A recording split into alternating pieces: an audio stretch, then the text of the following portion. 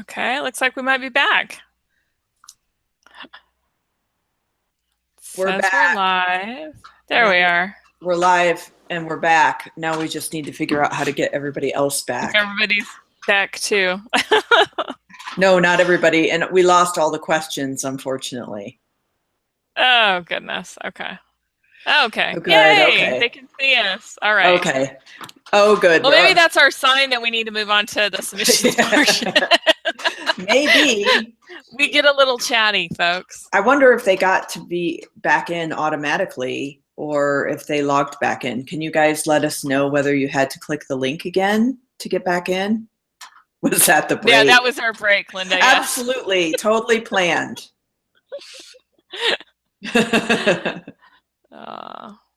Well, I know that Marta had Okay. asked about the turnaround time on a makeover. Yeah.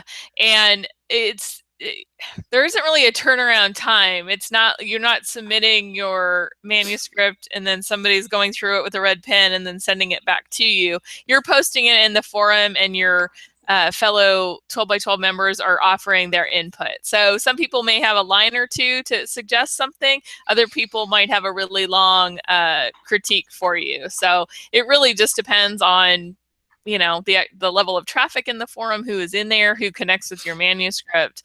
It's not like I said, it's not like we're taking it, critiquing it, and getting back to you within a week or something like that. You can get critiques within an hour of posting it. You could keep getting critiques for several weeks on it if you keep it in the forum. So Right. And sometimes people then start making comments on other people's critiques. So they might, right, yeah, which is really helpful actually, because they might say, well, I'm not sure I agree with that, or I totally agree. I was lost there too, or something. right, And that's very helpful because it will help you sort out like which comments do you want to will resonate with you the most. And right. generally if I hear something a few times about a manuscript and it's the same feedback, then I'm like, well, okay, this is probably not working as well as it could be. Right. So all right, did anybody, before we move on, oh gosh, okay, well that's a submissions question. So there's no limit to the number of times a member can post on manuscripts makeover. The thing is, you have to commit to critiquing 3 others for every one that you post. And right. that's just our way of, having people be good citizens. Yes. And not over posting, So, okay, I think we got those questions. The how many writers have found agents is a submissions question. Does anybody else have a burning question on the topics and the tour that we did before we move on? I know we have to wait. Forward, yes. Yeah, we have to wait a minute. Lynn, I like that. Yes, it's paying it forward. It really does help build community as you're reading other people's manuscripts, and I think it really does help you learn about your own manuscript when you critique somebody else's. Right. So, public service announcement here. We lost, unfortunately, everything went about as smoothly as it could coming back up, but we did lose all of the questions that were in the queue. So, if you had something that was urgent, please post it again. Kelly, will you share the link to the 12 by 12 published books? All right. You know what? So I've been talking now for an hour and 40 minutes. I'm just going to grab some water while we're waiting to make sure that no other hugely urgent questions came in, and I'll be right back. Okay. So, Marcia, you asked, when you go to the forum, you can't seem to find links to the critique groups. Is it under a different site or link? It's under Critique Connect. If when you're on the forum, that right sidebar kind of changes depending on what section of the forum you're in. The easiest thing for me to do is to tell you to go up to the top menu that stays the same and click on activity. That'll bring up all of the latest posts that have had comments on them, the most recent comments on them.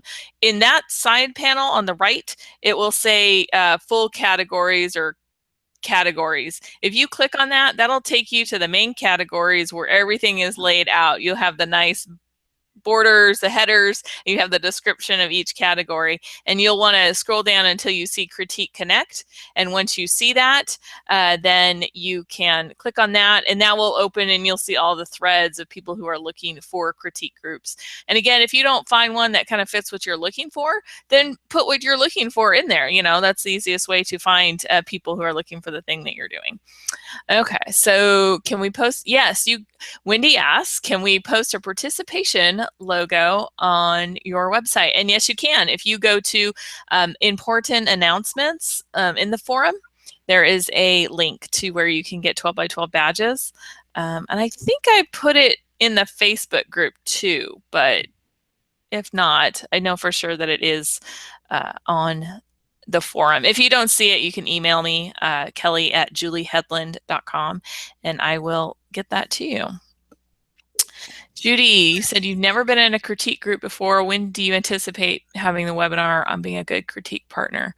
That is a good question. We do not have it scheduled yet. I'm going to guess it's probably going to be closer to March before we have that up and going.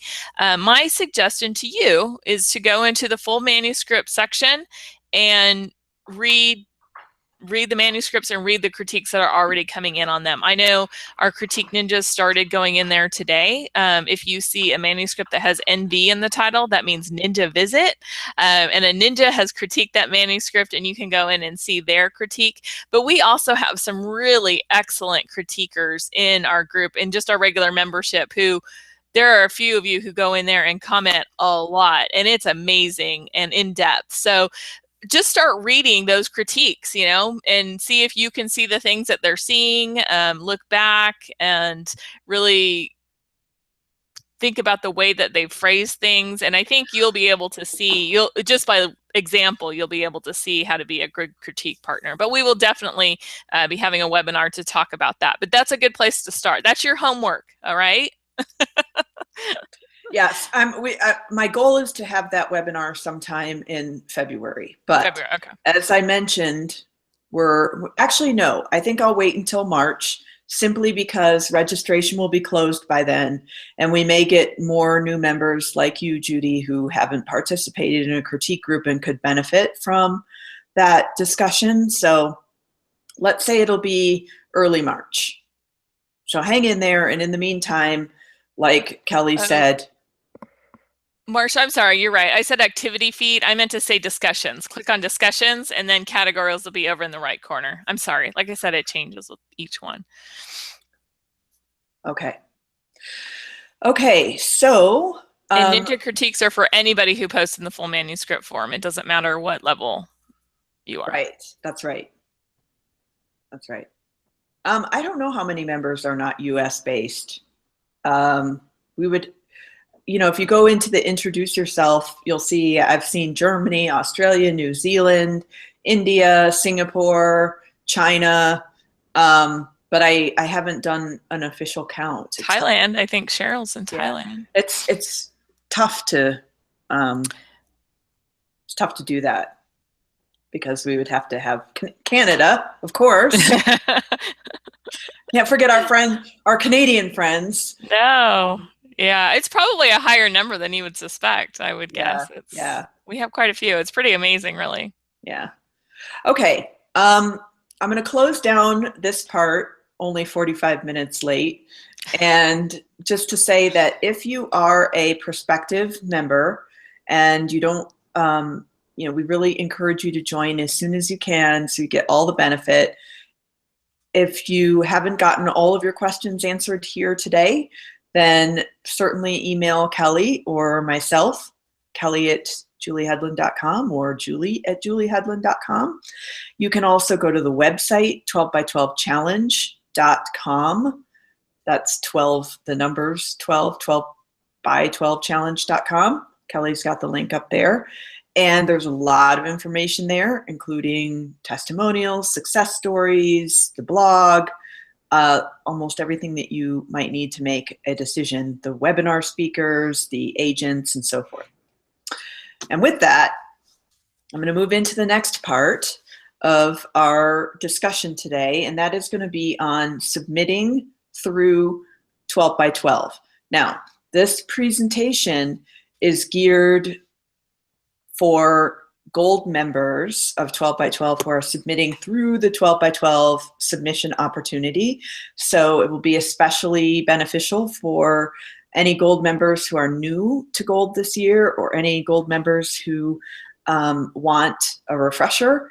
However, if you are silver and you're just interested because you want to pick up some tips on submitting in general or figure out what gold membership is about, then you can hang out with us. There's no, you can certainly do that. Even at prospective members, you can hang out and see what your future could be if you stick around in 12 by 12. Okay. Now I am once again going to share my screen because I do have a presentation on this. And I confess in advance that a couple of the slides are dated to 2016, and I will just point those out as we go along. Oops. And I hope I don't shut the room down when I, oh no, I'm not, oh, here we go. All right.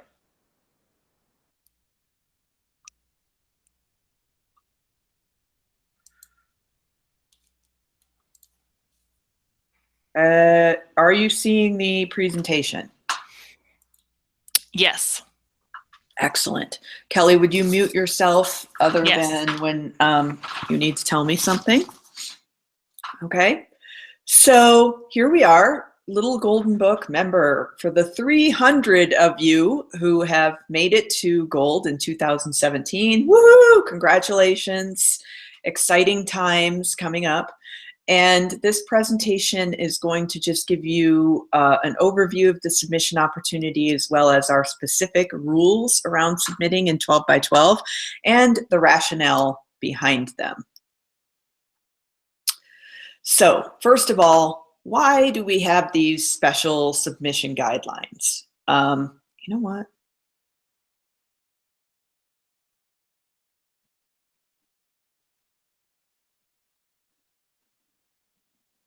Boy, note to self for 2018, I need to reorder these slides. We have special guidelines for submissions in 12 by 12 that may not apply in a general submission opportunity. And first and foremost, because when you have 300 people who have an opportunity to submit to 2 different agents in a month, that's still a possibility of, if it splits half, even if it splits directly in half, it's 150 submissions possibly going to an agent in a 2-week period, because they each take submissions for 2 weeks.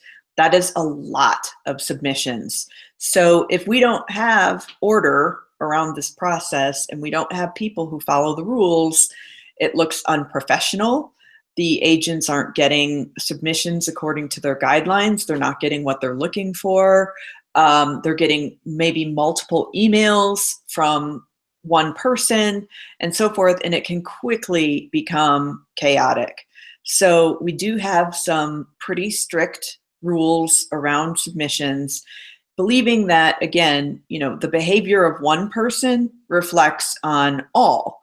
Many of the agents we recruit to take submissions to from 12 by 12 members come back year over year, or if they take a break, then they come back again. The reason they return is because the submissions from 12 by 12 members are of a higher quality than the ones that they would typically receive in the slush pile, and also because they can count on the fact that the 12 by 12 members are going to be professional. So they find that submissions coming from us are both better, higher quality, more in lines of what they're looking for, and they're far more professional. So it's at the agent's behest that we are able to continue this opportunity. So the way that we do that is to put in place some special guidelines. Okay, so every month between February and November, there will be 2 featured agents. What you'll want to do is read. Kelly puts a profile post at least a couple days before the end of the month so that you can start researching these 2 agents. There's also a list on the forum that I showed you in the last segment, so you can do your own research as well. So you'll want to do that, and you will want to choose which agent you think is a better fit for your work. Another important point, if neither of the agents seem like they're a good fit for your work, you don't have to submit to them. You have the opportunity, but it's not mandatory. And this is something that I'm going to emphasize multiple times, because you are better off not submitting than submitting a manuscript that either doesn't fit, isn't what they're looking for, or most importantly, isn't submission ready. All right. So you may have some work to do, those of you who are new, to get manuscripts to a submission ready point, and it might take you a month or 2, and that's okay. All right. You don't have to feel like you have to panic. If you don't get an agent in 2017, you will automatically qualify for gold again next year in 2018. And I'm sure some of you have been gold members for several years. It takes time. It takes patience. All right. And the more you do it, the better you get at it. So I just want everybody to take a collective deep breath and know that there's no rush here. And likewise, if the agents that are featured that month don't seem like a good fit, it's okay to let it go by and not feel guilty. All right.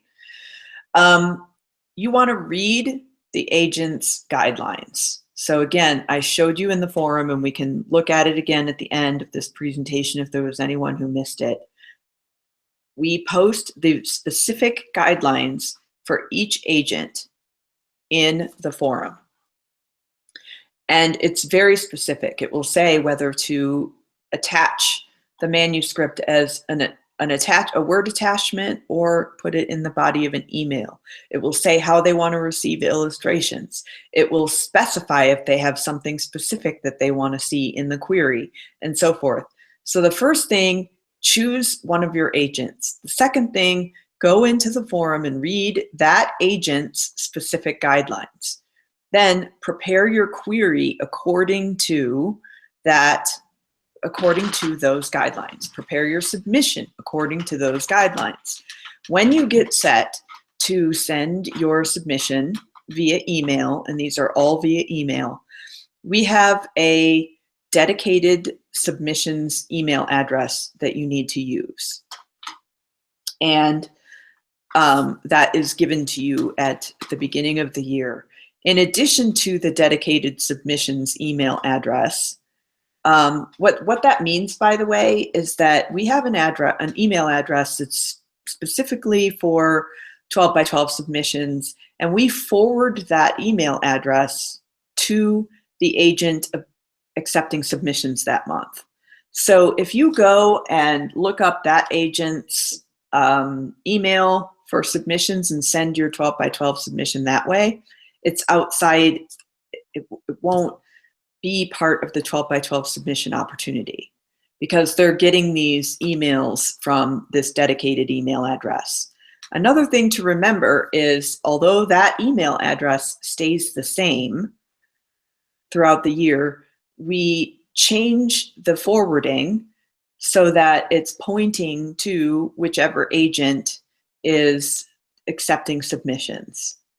So what that means is, if you miss the deadline, and we're going to talk about all of this in detail, and God forbid you decide to go ahead and take a chance, which you shouldn't do because it's grounds for removal from 12 by 12, to just go ahead and do it anyway the next morning, now you're in a double embarrassment, because not only will that email not get to the agent, but it will actually go to the other agent, because we will have changed the forwarding. So it's very important that you choose between the 2 agents, you know when their submission periods are open, and you send the correct one at the correct time. We also have a special subject line code each month for each agent. So agent number 123 12 by 12 might be the code along with the name of the manuscript. It's important that you put that particular subject line in the subject box in your email, because that is how the agents who are receiving the submissions know that it's coming from 12 by 12 members. This is a way that we protect the agents from people submitting to them and saying something nefarious like, 12 by 12 submission or whatever. So they will know that that's not one of the gold members with the special line into submissions. Once you've done all that, once you've got it all set and you're ready to go, read the guidelines again. And by the way, this is so important because we have had instances where an agent has come back in the middle and said, oh gosh, could you fix that because something. So always check the guidelines again right before you're about to hit send, and then hit the send button and don't obsess. Ha ha ha. All right, I'm sorry. Because I know you're going to obsess. It's okay. The submission window each month is, we always have, excuse me, one agent for the first half of the month, which is usually the 1st through the 15th. I don't know if that's the case in February, actually, because sometimes we split it differently in a short month. But again, always check. And the other agent is for the second half of the month, usually the 16th through the 30th or the 31st, but always check, because we have had agents who've requested us to cut them off a couple days early or whatever, for whatever reason. So again, the moral of the story, always double check. The submission window will open at 8 a.m. Eastern on the start day, and it closes at 6 p.m. Eastern on the end day exactly. So if you send your submission before 8 a.m., it won't go anywhere. And as you see at the bottom here, because we track submissions, meaning we see that your submission has gone through and Kelly keeps track of them, so we know who is submitted already in which month. And I'll let Kelly explain that process a little bit more in depth if we need to. But the point is, we'll know that you submitted. And so if you submit before 8 a.m., it goes nowhere, and then you submit again at 8:05, that's against the rules, because you can only submit once in each month. So you'll lose your submission opportunity. Likewise, when the window closes at 6 p.m. precisely, it's over. And if you submit after that, not only will it not go to the agent you were trying to submit to, but you won't be eligible to submit to the next agent that month. So the reason we track submissions is, first, because we like to we try to figure out the average numbers of submissions per month at the end of each year when we're recruiting new agents. And we also need to make sure that nobody is submitting more than once in a month. And so your name goes on a checklist for, yes, you've submitted that month. If we see it again, then that's trouble. Okay, so for example, I don't know if you can see the whole slide. I have a little thing at the bottom that says Google Hangouts is sharing your screen, but I think I know what that says. So if you miss the submission window, or if you submit to the wrong agent, so you meant to wait until the second agent, but you got the dates mixed up and you sent it to the first one, you submitted to the wrong agent. If you forget to use the subject line code and you send it with no subject or with a general subject, if you attach instead of putting it in the body of an email or anything else that's outside of the agent's guidelines, if you send the wrong manuscript, We've even had people in the past who've written a query for one manuscript and attached a different manuscript. You know, mistakes happen, okay? None of these are unforgivable offenses, by the way. So these are just mistakes that you can make when you're submitting. So if you make any of these mistakes, womp womp, that's it for that month. Sorry, but you can't submit corrections. Again, think about if 10 people did that per agent, that's 20 emails that this agent is going to get, and it's going to be confusing because, like, wait, which one is the right one? And suddenly we've created a lot more work for that agent. So if you make a mistake, that's it. You just have to let it go. And please, please, please do not ask Kelly or I to intervene on your behalf. We can't and we won't, because this is part of two things. One is you need to learn, everybody needs to learn for themselves, you know, how to submit professionally and accurately. And secondly, we don't have time to do that, and we can't take extra time from the agent to do that either, okay? So you make a mistake, you move on. There's another month, another day, another week. It is not going to be a life-threatening situation, so you just have to move on. So let's take a look at some examples. Can you resubmit if you sent the wrong manuscript? If you sent the right manuscript, but it was the wrong version of that manuscript. If you forgot to use the subject line code. If you forgot to attach the manuscript, that's happened too. You attached the manuscript instead of putting it in the body of the email. Or you put the manuscript in the body of an email instead of as an attachment. Can you submit? You guys can go ahead and answer in the chat. I hope you know the answer. If you forgot to include your contact information, you forgot to attach your illustration sample, you forgot to provide a link to your portfolio, these are for illustrators, you sent to one agent, but you meant to send it to the other one, and you missed the deadline for the first monthly agent, so your manuscript went to the second one, or any other reason under the sun. No, it's like the pigeon, right? So here's how you should think about this. You have one manuscript, you have 1 month, one manuscript, one agent, one email, okay? So for instance, you can only send one manuscript with your 12 by 12 submissions, not 2, not 3, 1. And you can only query one manuscript. So if you just remember the number 1, you're fine.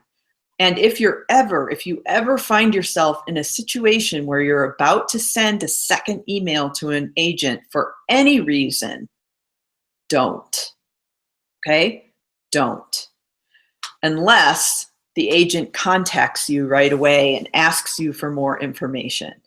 But if it's for any other reason and you're thinking, oh, I'm just gonna send this as a follow-up or a correction or whatever, no, don't. Because that is where we get into being against the 12 by 12 guidelines for submissions. Can I add an addendum, Julie? Mm-hmm. If you get like a technical email back, like we had one agent last year who their server was having some issues, so there were like some non-delivery emails that went out. If you get something like that back and you're not sure, email me. Right. Email Kelly at julieheadland.com and let me look into it. And if there's something that we're able to fix or we can forward on for you, or if they want you to send it on, then we can give you instructions. So if there's something that you're like, I did everything right and this doesn't look right, email me and I will help you with it. Okay. So I'd rather answer your question than have to send you an email and be the bad guy to tell you that you messed something up. Right. Nobody wants to get that email from Kelly. Kelly doesn't want to send that email. Right. Kelly feels really bad when she has to send that. It ruined Right. Kelly's day. Right. We don't want to ruin Kelly's day. Kelly is very important to the functioning of 12 by 12, and we want Kelly to be happy. So, so this is just a very simple formula. And honest to God, Kelly, I don't know that we had any infractions last year. I think people are getting really good about not double sending. For the most part, we had a few, Okay. but not too many, not as many as in years past. Right. But yeah, So, sometimes you think, I don't think it went through, or I didn't see this, or I thought it went to you before it went to the agent, and it doesn't. It goes straight to the agent. So that's why we have this webinar, so yes, we can explain that to you. yes, that's another common misconception. I don't remember if it's in here, but when you send the email, it goes automatically to the agent and to Kelly at the same time. Right. She doesn't forward them on to the agent. There's no middleman there. So, we don't forward them, and we can't get them back either. Right. Okay. Oh, and don't send yourself a test through the submissions address. Somebody did that one time. I was just testing it. No. Right. There is no test. Right. It's a one-shot deal. Right. Exactly. And again, if you make a mistake, that's okay. What you don't want to do is compound your mistake by making more mistakes. Right. Okay. Exactly. That's where the professionalism comes in. All right. So let's say in our utopian submission world, you've got everything all correct, which most people do, by the way, and you've submitted. And now what do? You wait and wait and possibly wait some more. There's a lot of waiting in the publishing business. In fact, it's almost entirely made up of waiting, if you think about it. And those with both patience and persistence win. All right. So don't give up because it's taking a long time, but also don't panic or get frustrated or angry if it's taking longer than you hoped. So here's the deal. The agents we've recruited for 12 by 12 agree to read all of the 12 by 12 submissions above the slush pile. So what that means is they're going to come to their inbox and they're going to see 30 12 by 12 and 150 non-12 by 12. They're going to read the 30 coming in from 12 by 12 first. Why is that important? Because most agents only have so much room on their lists for new clients. If they see a manuscript that they love that comes in from 12 by 12, before they get to their slush pile, then that gives you a leg up in terms of possibly getting representation from that agent. All right. So, and they will look at them with greater interest to begin with because they know they're coming from a source that puts out professional authors. Many, if not all, of the agents that you'll be submitting to this month, or this year, unless they're brand new, already have clients that they've gotten from 12 by 12. So they will look at them with special interest. They're not required as part of becoming a featured agent. They're not required to respond to every submission. What I've seen happen is some agents do reply to everybody, even if it's a form rejection. Some agents will only reply if they're interested. And some agents will reply if they're interested and if they see something that shows potential but isn't quite ready yet. And they'll give feedback. And so, I don't know from month to month which agents are going to fall into which categories. I end up finding out usually afterward. So for instance, in a number of our success stories, I've had people say that they started getting positive rejections from agents through 12 by 12, and that's how they knew that they were moving in the right direction. They're called champagne rejections when you get something that's specific to your submission, your manuscript. But just because you're going to submit 10 agents maybe in 12 by 12 or however many you submit to does not mean that you're going to get a response from each and every agent. So with that, if you don't get a response, can you follow up?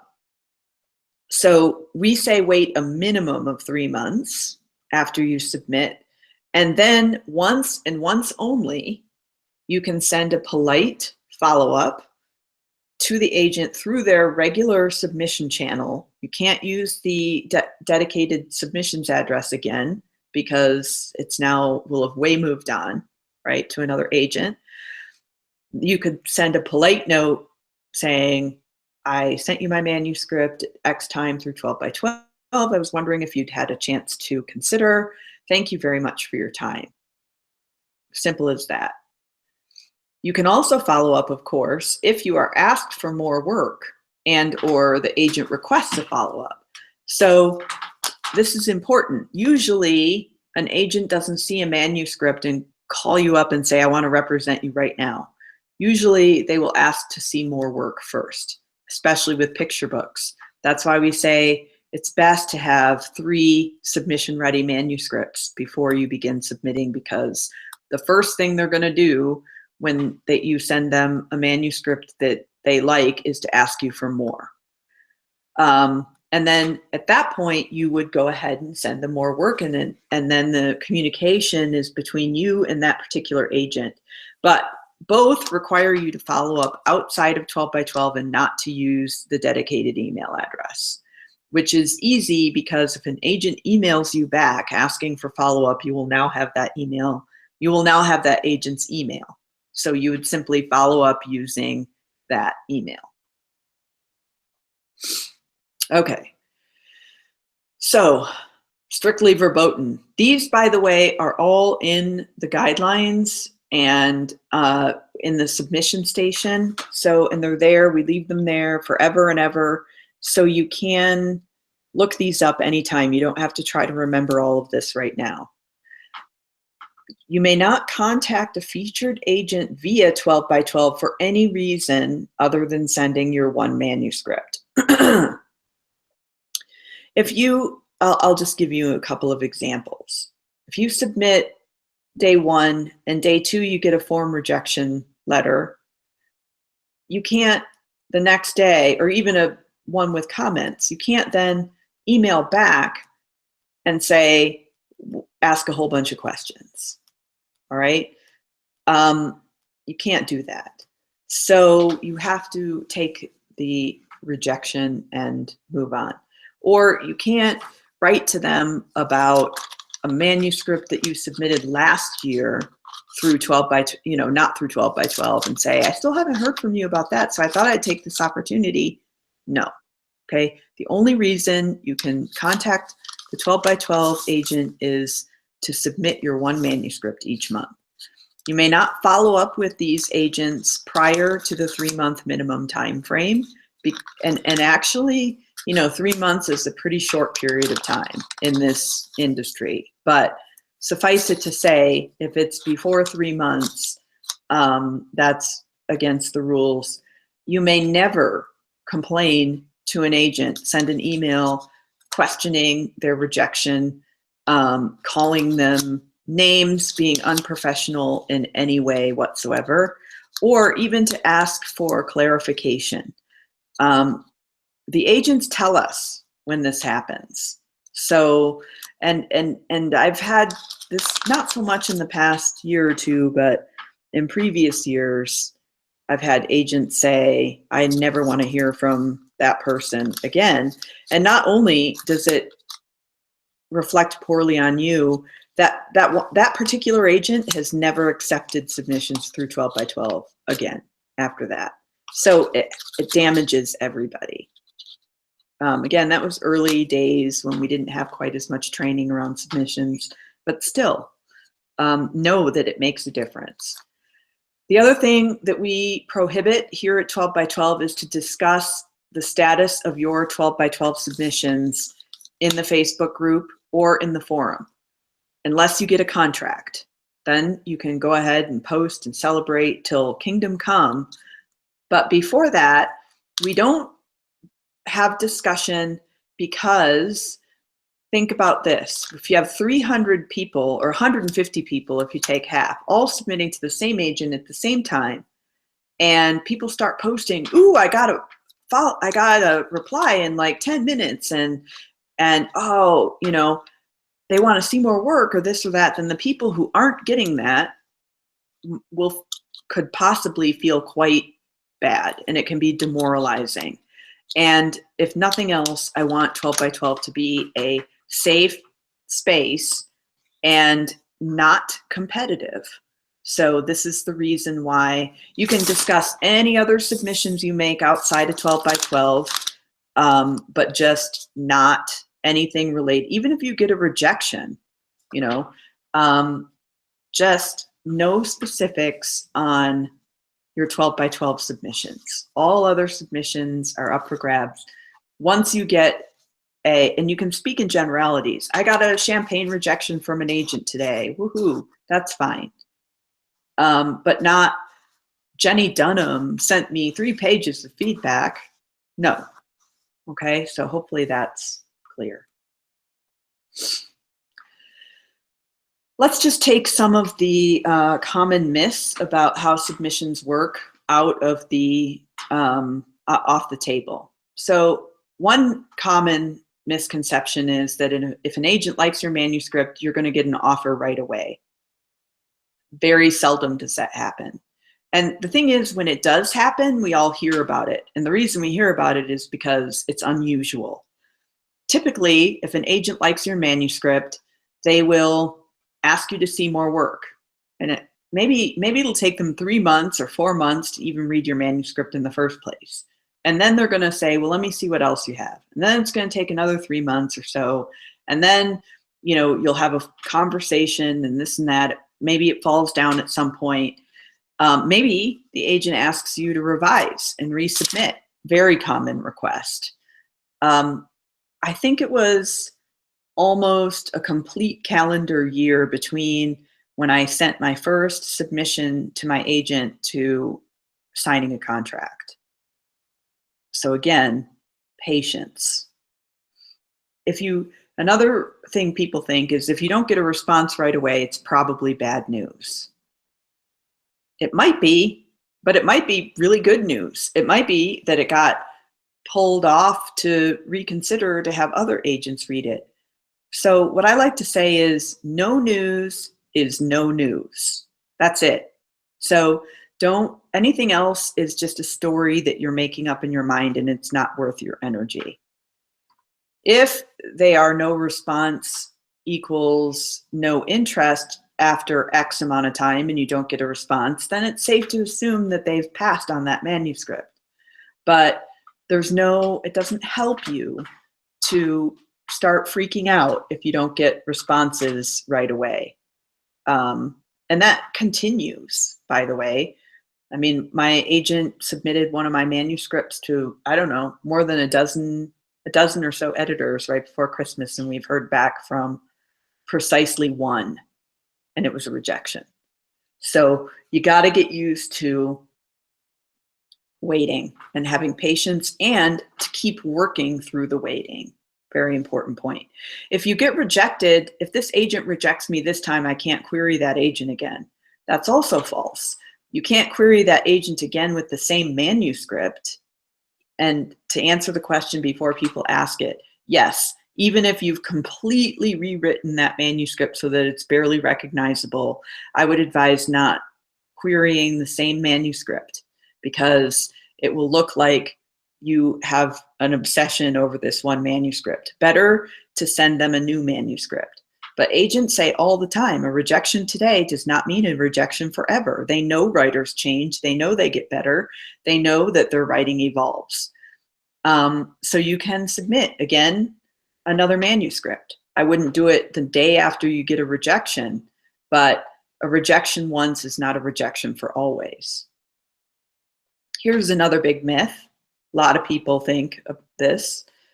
I am the exception to the agents saying no rhyme, no this, no that, no high word counts. No, you're not. Okay? You're not.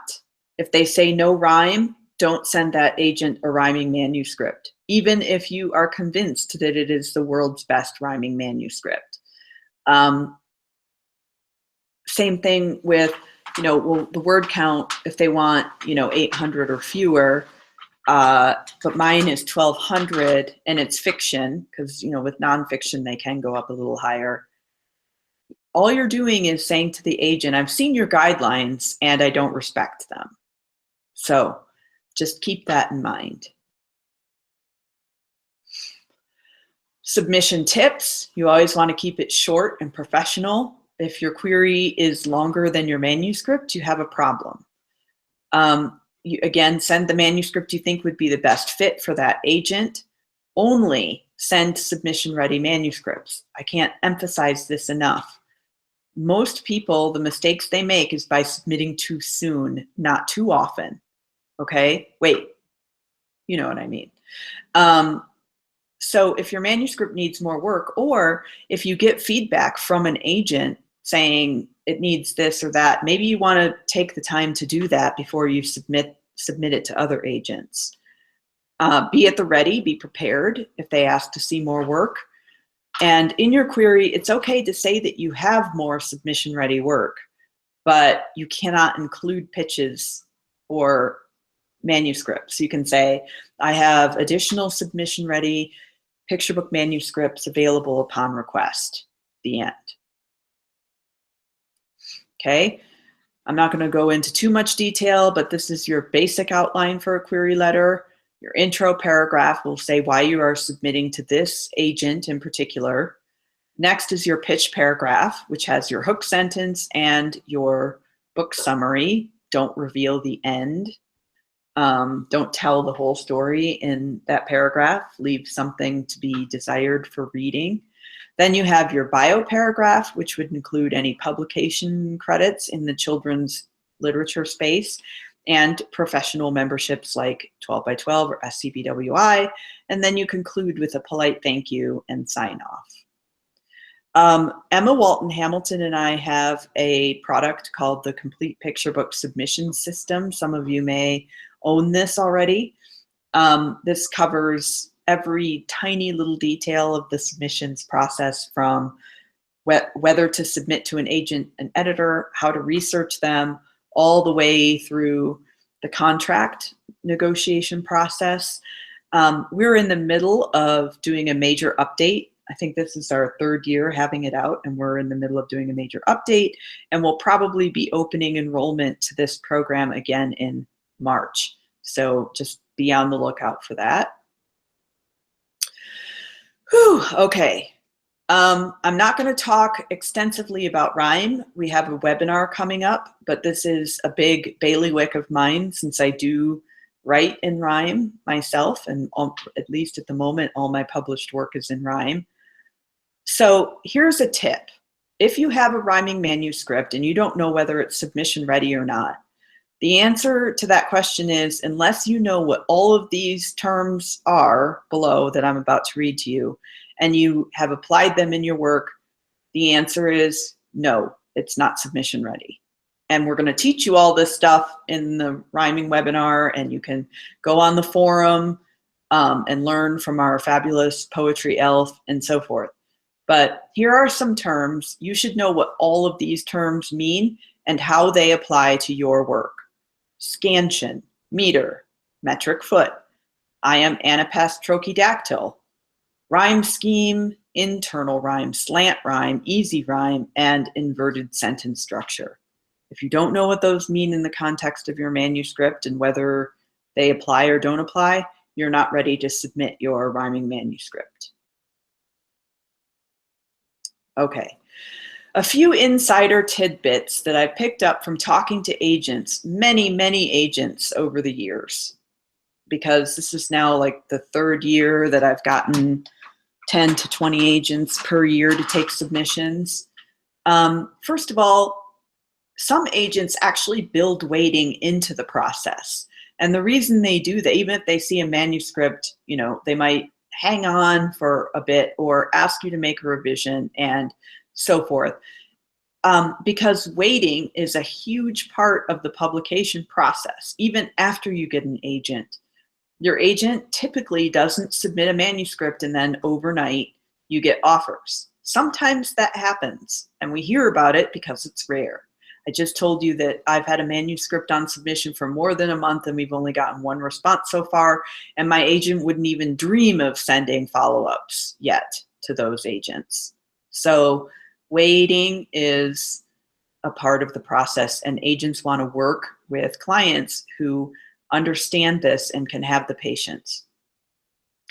The reason why no response is no is often, and I know this is frustrating for many folks, and it's frustrating, it was frustrating for me at the time, but they are getting thousands of submissions. And so even if they send a form letter, it can take a lot of time, and their primary responsibility is to their clients. Often also, these same agents will get nasty responses back when they do respond. And so while I appreciate those agents who do take the time to respond, keep in mind that, you know, their primary job is about serving their clients and taking on new clients. So that will preclude often responding to every single submission they get.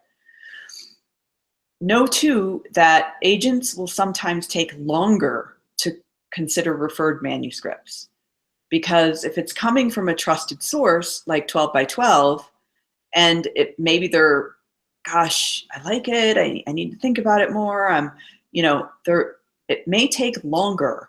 So again, it goes back to don't assume the worst. If an agent writes you a rejection, they're doing that to help you, not to make you feel awful.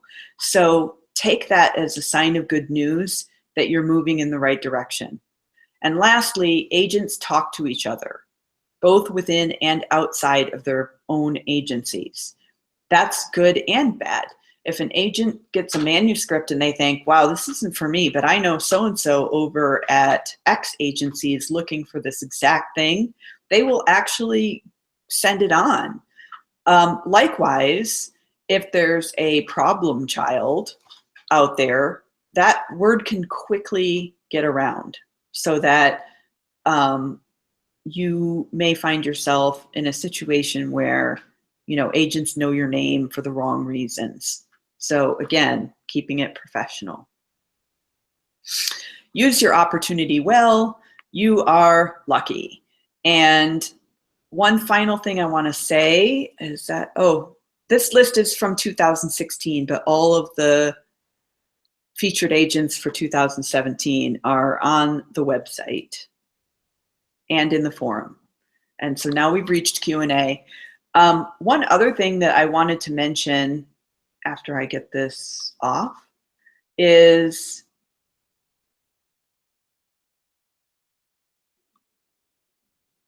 hang on. Is anybody still there? Yes, you scare me when you pause like that, though. Well, I'm trying not to do what I did last time, which is boot everybody. So one other thing that I want to point out is, because I've gotten this question a few times, one of the big benefits of submitting through 12 by 12 is that every year I make contact with probably, I don't know, at least 30, maybe even 40 agents in order to get the 20 who sign up. And what that means is oftentimes I find an agent has left an agency, or they've started their own new agency, or they're not taking picture book submissions anymore, or their lists are full, or. And so by submitting through 12 by 12, you're getting pretty much the up to the minute information about, you can guarantee that that agent is specifically looking for picture books, even if it doesn't say so on their website. There are a couple of agents who, if you go to the website for their agency, they don't say they're looking for picture books, but they're looking for them from us because they know that we're good and they've gotten referrals from others. Now, having said that, I recruit all of the agents at the end of 1 year. So most, except for those last 3, were recruited in 2016. And our submission opportunity goes all the way through to the end of 2017.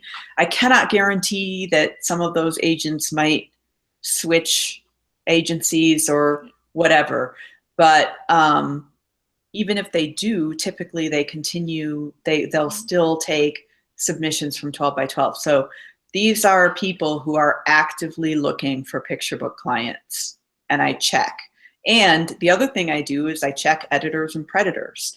If they have clients, I will, who I know, I will ask the clients about their experience. So there's a lot of vetting that goes into it. It's not just a random list that I put together.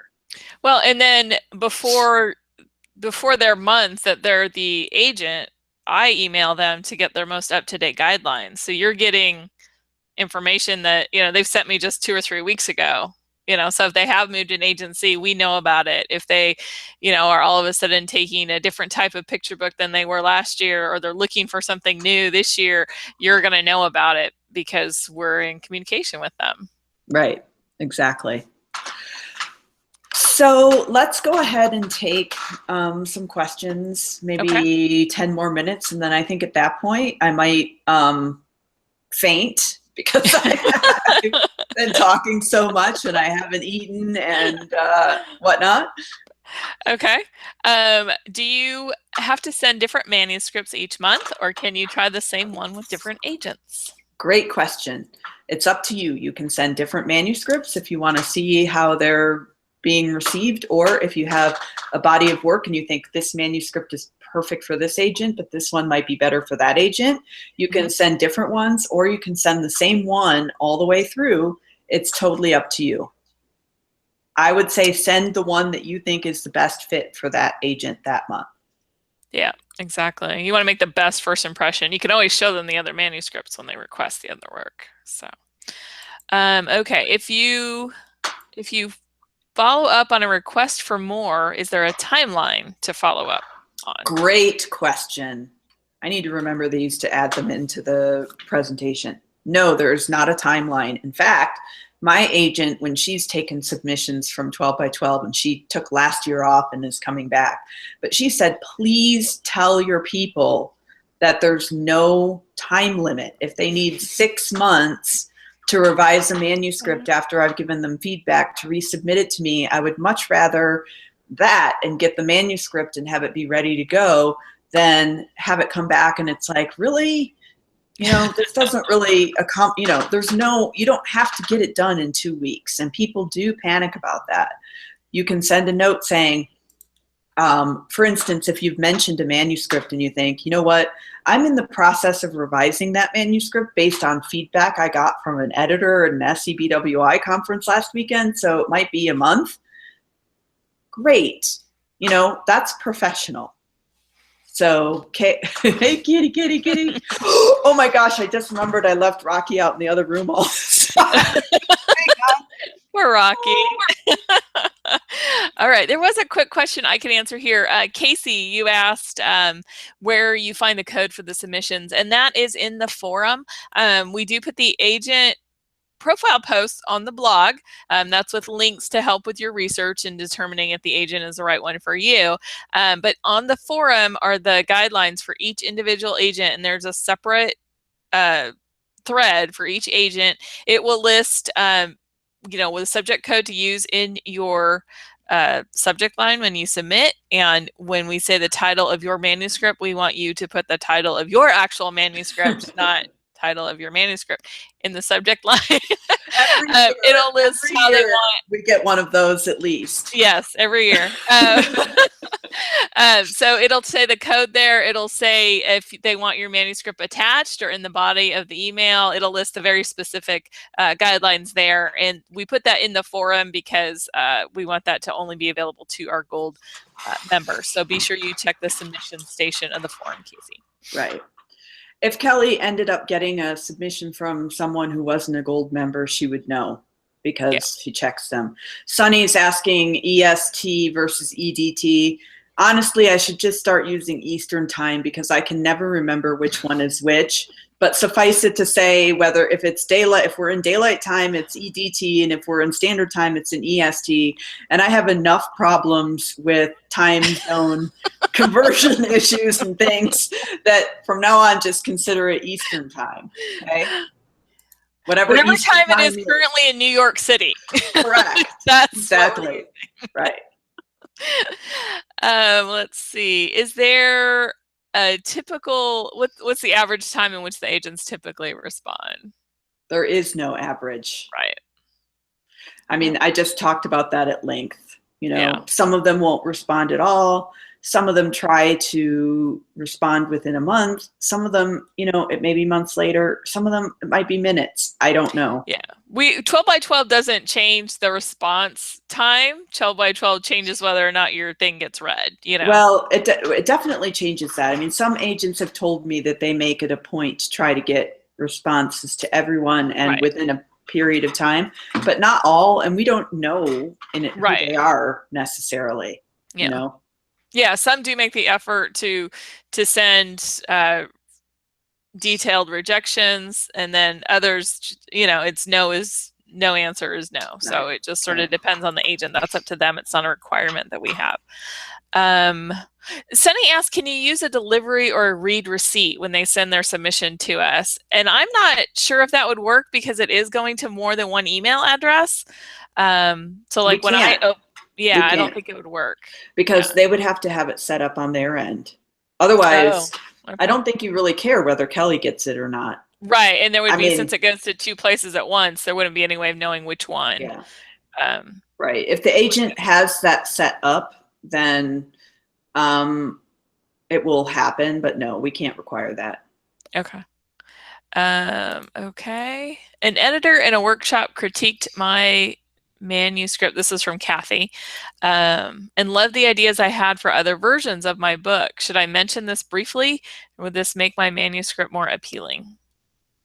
I don't know whether you mean other versions of that book or having it be part of a series.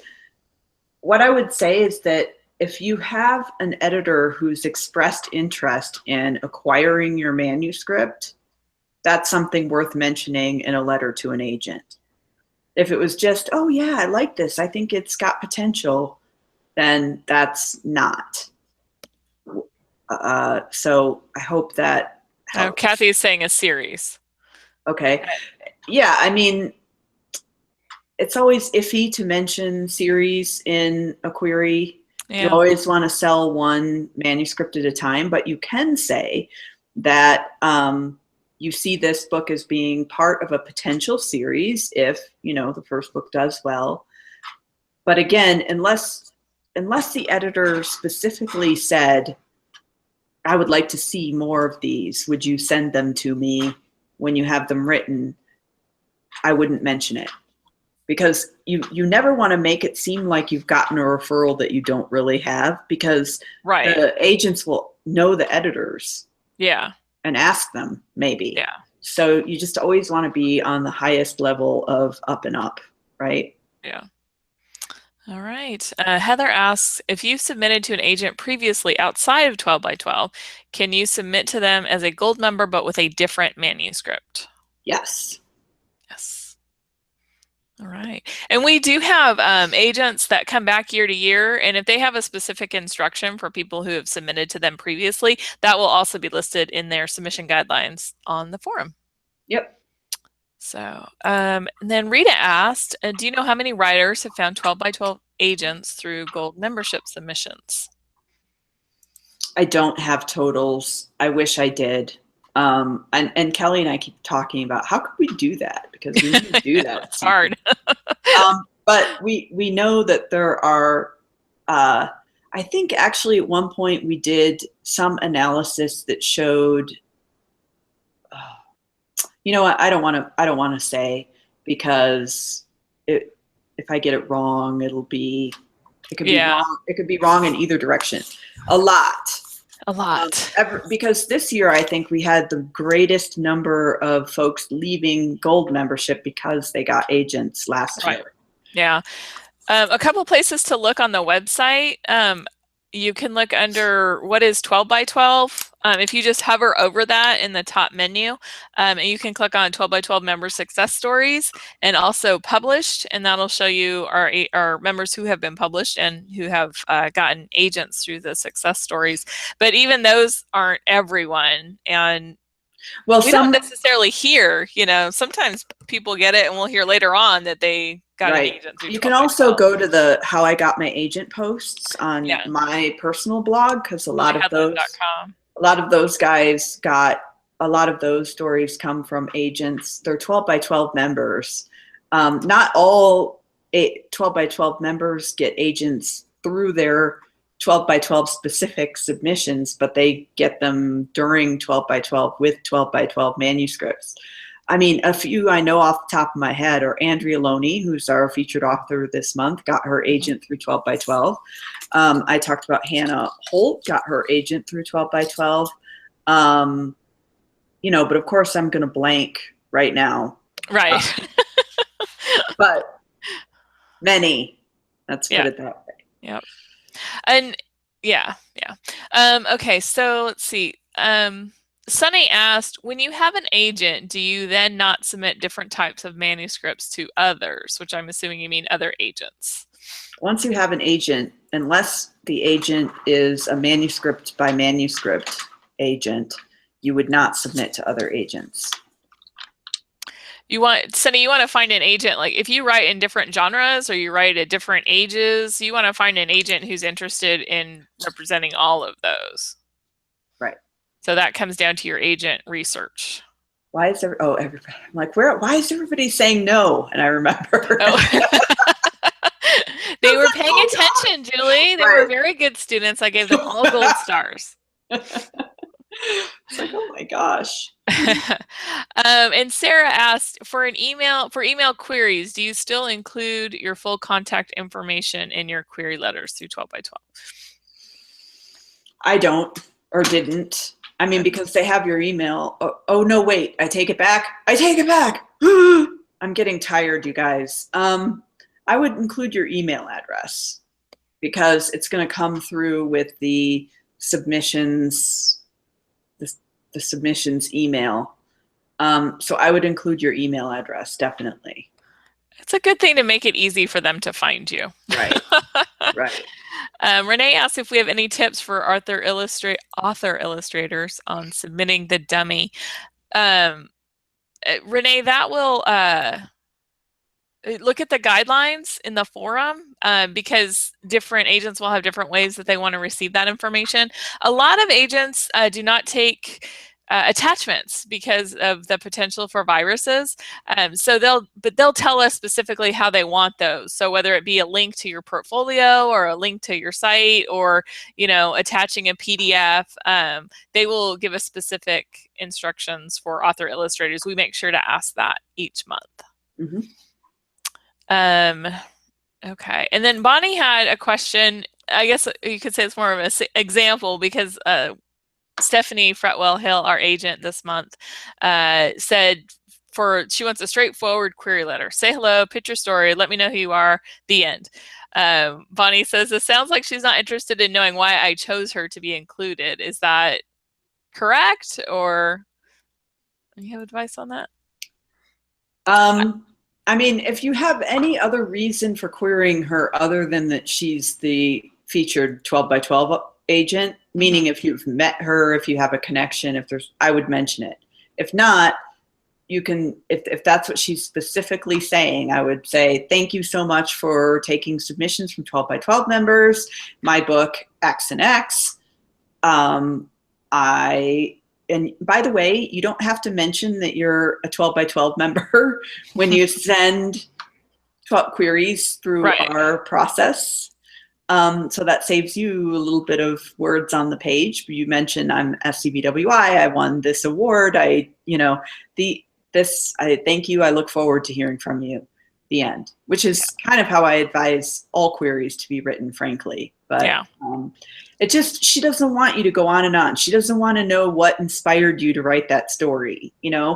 They if want it to get was to the manuscript. right. If it was because your dog one day, did this and that, she doesn't want to hear that, so and so likes it. She doesn't want a marketing plan, Right.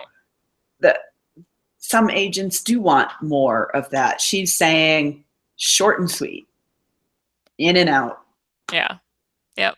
Yep. Well, and if you think about it, when your book gets to the market, they're not going to have the introductory query letter, they're going to have your book. So that's what the agent wants to see. They want to see your manuscript. Does it hold up to that? Right. Okay. And then now, Bonnie, you're asking about PDF sizes and how do you know what size to send if they don't specify? I think you don't want to send your most highest resolution thing because a lot of emails won't accept it. So I would say to keep it below like 25. I would agree. I think they're very forgiving about the fact that resolution is going to not be great in when you're sending an email. Right. And if they want more, they'll ask for more, or you can provide a link to your website too, where you may have higher resolution images and things like that. So, yeah. But I agree. Don't break their email system sending a hugely high resolution. Exactly. And Bonnie, we have that section of the forum for author illustrators, and I know they actually talk a lot about how they submit and things like that. So that's a great place to ask that question as well. And Casey asks, does who you are include mentioning you're part of SCBWI? Yes, it does. Yes, any professional organization that you pay to belong to. And I emphasize that because it shows, again, that you have invested in yourself and your career and your writing. So as much as I love Storystorm, for example, I wouldn't put that because it's extraneous. And I mean, really, coming up with 30 ideas, yes, you're engaging in conversations and things like that, but it's, places where you can be actively working on your craft, on your output, and have paid memberships. I'm trying to think of a Children's Book Insider would be another example. Institute for Children's Literature would be another example if you've taken courses there. But don't go overboard on it either. You don't have to mention every webinar you've attended through Kidlit College or, it really just the big ones. They just want to know that you're taking yourself and your career seriously. And you're actively participating in it. That's one of the best things about 12 by 12 is that you're actively writing. And I think that's one of the reasons we see our gold members like this last year. We had so many more get agents. And I think that's because they spent a year or two just writing and working on their craft. And that just shows that you're actively working on it. You aren't just, well, I'll get to it when I can. You're obviously committed and you're making time to get better. So. I think that's the end of our questions, unless somebody else had something else. Well, thank you for sticking in there, guys. Yeah, you guys are patient. And I really appreciate it. I'm so excited for you all. We have a great lineup of agents this year, and we have Steve Fraser as a webinar speaker who, even though he isn't taking submissions from 12 by 12 this year, absolutely adores the program, and he is so knowledgeable and so sweet, and so you'll learn a lot. And I think, Sylvie, if you haven't seen the replay yet, make sure you take the time to do that, because that will help you understand publishing as a whole, but also all these things that we've been talking about in terms of what makes a great picture book and is compelling to an editor. And if it's compelling to an editor, you can be sure it's going to be compelling to an agent. Right. So with that, we're almost at the 3-hour mark. I don't know if anybody is going to watch the replay. So you guys get good gold stars for being here. You're setting yourself up for a very successful year, and good luck. I love success stories, and we're going to get more of them this year, and so it's always exciting. Always exciting to see what happens, what new opportunities open up that we didn't even anticipate. Right. So now what, Kelly? Oh, I guess I have to stop the broadcast, right? Usually Kelly gets to do it, but this time Well, Kathy's saying we could break it into 2 parts, but actually this platform we're using is going to automatically load it to YouTube. So I think we're just going to have to say, hey, the submission one starts 2 hours in. Well, no, because I think that, I don't know that it might be 2 different recordings. Oh, it might be because we broke it up. Well, we'll see. We'll see. It'll be a surprise. That break may very well have been a lifesaver for us. We don't know. But yeah. All right. Well, thank you, everybody. Okay. Bye. We'll see you soon. Okay, stopping.